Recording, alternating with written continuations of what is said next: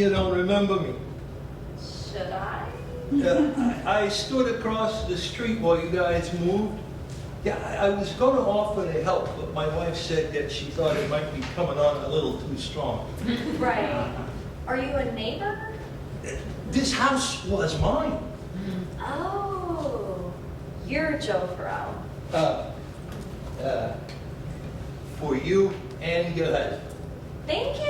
That's really thoughtful. My wife will appreciate this. Do you want to come in?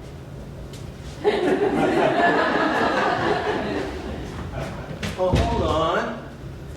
This room was green. I painted it myself. It took 5 coats to cover up old Joe Jr.'s dirty drawings. We wanted to go neutral. Yeah, if you like the color of urine. No offense, I'm not used to it. The whole house is different. Yeah, it's a little freshening up. Why'd you put this chair here? That's where it goes. I'm sorry. Are you a practitioner of Feng Shui? Feng who? Feng Shui, the practice of creating balance and harmony within the home. I lived in this house over 30 years. You think Mr. Shea knows it better than I do? That reminds me. I want you to have this. Is this your family? We take, we take a Halloween portrait every year. This is where it belongs. I'm sorry, you want me to have a picture of your family in my house? Well, it's a little outdated, but the kids haven't changed that much. Well, Joe Jr. is over 6'2" now, and he doesn't dress up like Eddie Munster anymore. Listen, I really appreciate you stopping by. Happy Halloween. Mind if I run upstairs for a second? Please feel free to stare at us across the street anytime you like. No, this is all wrong. You need a wall unit here. Yeah, we're not really wall unit people. What do you do with your cigar ashes? And the TV? There's no TV. Right, that's because we're actually turning this into a study. A study? A quiet sanctum to hear your innermost thoughts. Well, then what the hell's the detached garage for? No, this is all wrong. This here's a boy's room. Well, now it's my wife's sewing room. She has a side business making dancewear. You know, sequin leotards, stuff like that. My 3 sons shared this room. It's chock full of testosterone. I'll mention that to the cleaning lady. Oh, what are you doing? This is a girl's room. This was my Annabelle's room. Mr. Farrell. Joe. Joe, I'm getting the feeling you're not going to approve of any of the upgrades we've made to the house. Is your wife around? My wife works. I'm in charge of decorating the house. So your wife works while you poof the pillows. That's an interesting arrangement. So when are you planning on kids? That is really personal. I'm sorry, are you at least trying? We're not even sure we want kids. You gotta have kids. This house isn't a house without kids. The floors are still full of all their little footprints. Yeah, we were planning on having them bleached, actually. You're gonna bleach the spot where little Tommy took his first steps? Right there? Joe Jr. stole his new fire truck, and he wasn't gonna have it. He ran after him like a bat out of hell. You know, this is where I held my Annabelle when she couldn't sleep. I stood here for hours, just rocking her back and forth. until she closed her little eyes.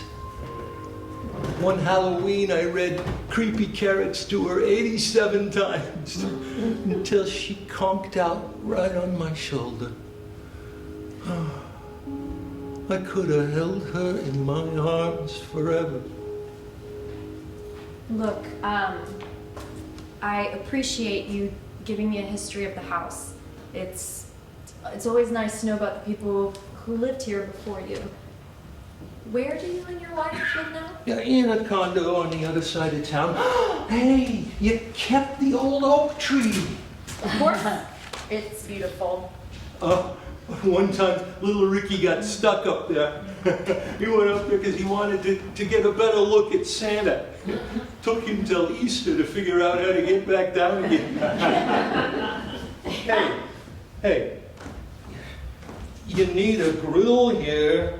We're good. What are you, anti-American? We're vegetarians, not communists. Everybody needs a grill. The corn dogs aren't going to cook themselves. Okay, listen, Joe, let me ask you a question. Who lived in this house before you? I don't know. It was kind of abandoned until we bought it. Really? Yeah. I don't really know why. It seemed kind of haunted until I started fixing it up. You know, that actually makes sense. How do you mean? This house, it's haunted? No, stop kidding me. You never heard the noises? The moans in the middle of the night, random doors slamming shut? In 30 years, never. Huh. My wife, she's even seen images in the mirror. Blurry apparitions. She brushes her teeth in the car now. They never mess with me. In all those years, you never sensed anything? Even right now, don't you feel that blast of cold? Well, I might have a hole or two in my underwear. I'm talking about an otherworldly cold. My wife and I feel it especially now, around Halloween. Oh, for God's sake, you're imagining it. No, something in this house hovers between life and death. Did anything ever happen here? Yeah, most of my life. I'm talking about Indian burial grounds, murder, anything like that? Rosie, that's my wife, you know. Well, she would have shown him who's boss. Everybody's afraid of Rosie. Yeah. You know, that actually makes sense. They probably just don't like us, those spirits. I'll bet they want the old owners back. You mean me? Of course you. You are this house, Joe.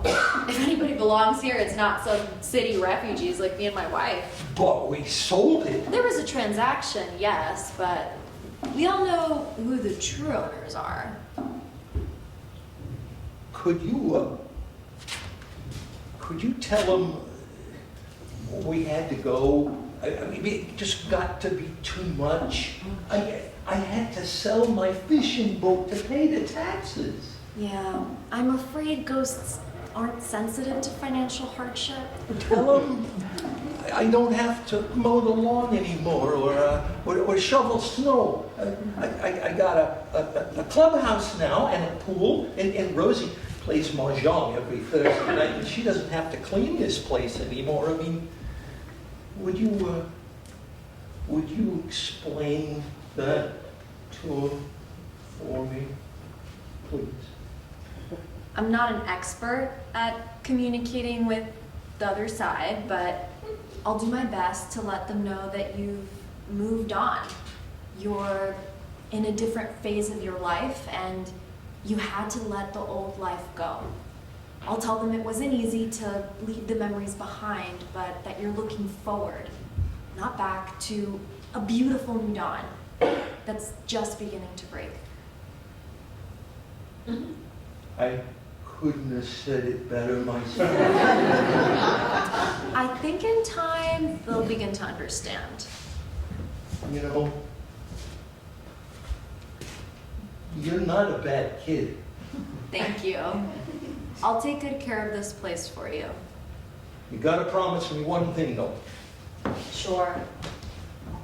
If you do have kids, your firstborn named Joe? And what if it's a girl? Oh, Josephine.